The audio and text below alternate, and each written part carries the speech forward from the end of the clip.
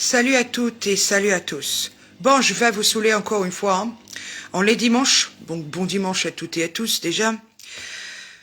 Je vais vous parler d'Angel, Ange Clément, de mon fils.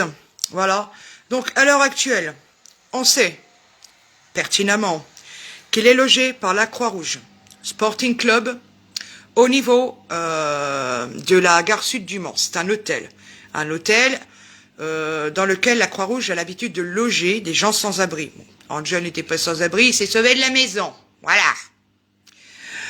Ensuite, je vais vous expliquer pourquoi la police n'est pas prompte, malgré une procédure de disparition inquiétante de majeurs vulnérables en situation de handicap, à l'attraper et à le mettre en hôpital psychiatrique et ensuite de m'appeler. Alors, on va vous expliquer.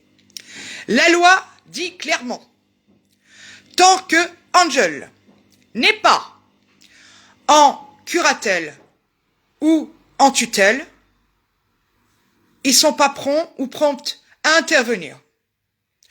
Mais d'un autre côté, moi, en tant que maman, j'ai fait la demande de curatelle et de tutelle au juge des tutelles il y a déjà plus d'1 an et demi. Imaginez, le drame est arrivé, la procédure est lancée. J'ai appelé la procureure du Mans et je lui ai envoyé un joli mail et une jolie lettre. On me fait cette réponse du côté de la justice. Tant que votre fils n'a pas été attrapé par les forces de l'ordre et n'a pas été mis en sécurité, nous ne pouvons pas et n'accepterons pas votre dossier de demande de tutelle.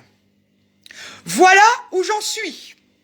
Donc, entre une police qui ne veut pas m'aider à attraper mon fils, alors que moi-même je suis malade, je ne peux pas, dans mon état de santé, et beaucoup le savent ici, courir après un gamin révolté, âgé de 20 ans, qui a une force herculéenne, qui mesure plus d'1,90 m et qui se barre dès qu'il me voit. Voilà. Ensuite, alors ça c'est le pompon. Dites-vous bien que les élus du Mans, il y a 3, je dis bien 3 élus au Mans, qui sont tout à fait au courant de la situation de Ange Clément, mon fils Angel, âgé de 20 ans, handicapé mental, psychomoteur et un peu physique. Yves Calip est au courant, adjoint au maire Stéphane Le Foll. Monsieur Charot, Nathan, est au courant. Parti socialiste, attaché au maire du Mans. Voilà. L'attaché, le directeur de la préfecture, est au courant. Le directeur du cabinet du préfet, quand même, du Mans, est au courant.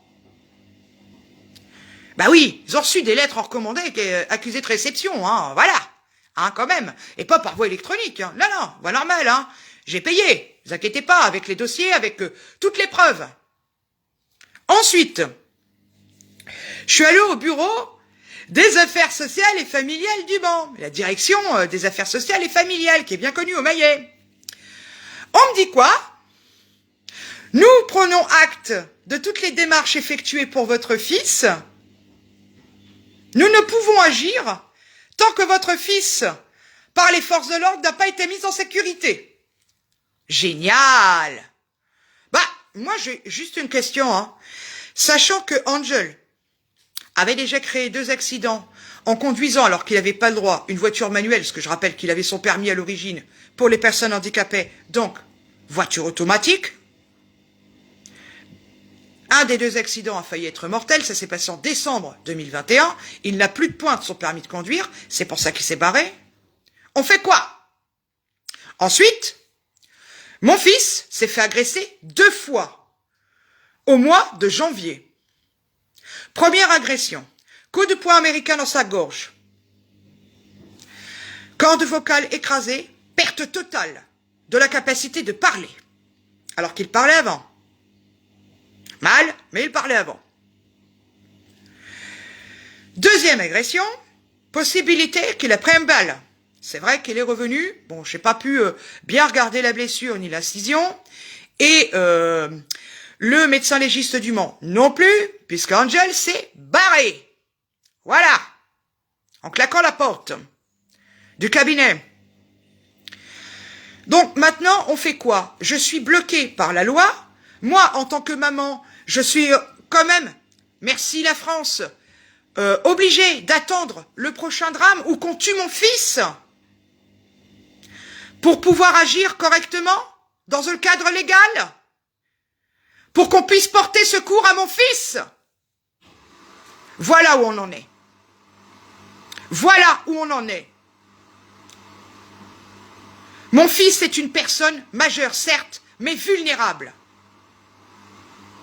Les tutelles et les curatelles ne se sont pas dépêchées de mettre ça en place, alors que ça fait 1 an et demi que j'avais demandé, pas moins d'1 an et demi que j'avais demandé la putain de tutelle.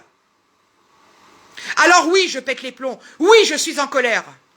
Je suis en colère parce que si votre fils ou fille, dites-vous bien en France, hein, est handicapé, physique, mental, psychomoteur, peu importe, qu'il ou elle se met en danger, parce que là c'est le cas pour Ange, en prenant la fuite, et qu'il ou elle n'est pas sous tutelle ou curatelle, personne, absolument personne, ne lui porter secours. On en est là.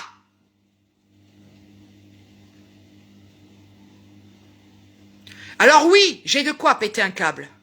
Moi, pendant plus de 6 jours, là, j'ai presque pas dormi. Je dormais par intermittence. Je prenais des Valium pour essayer de dormir ne serait-ce que 2 heures. Ça, c'est une chose à savoir. Je n'ai pas cessé. D'ailleurs, j'en suis tombée malade, j'ai eu de la fièvre. Parce que, sous la pluie, dans le froid, je cherchais mon fils. Ad aeternam. J'ai mis au courant les bus du cœur qui donnent à manger aux sans-abri, là où mon fils avait l'habitude d'aller, soi-disant. J'ai mis au courant toutes les associations, y compris la Croix-Rouge française, qui connaît Ange de sa mise en danger. Le Sporting aussi est au courant. Ils ont vu le comportement de mon fils. Là, il reste en danger parce que la loi ne veut pas intervenir et ne veut pas lui porter secours. Voilà où nous en sommes. Bravo la France. Filez le message à tous et à toutes, sur tous vos groupes, parce que voilà ce qui arrive, et ça peut arriver à tout parent d'enfants handicapables. Je vous souhaite un bon dimanche.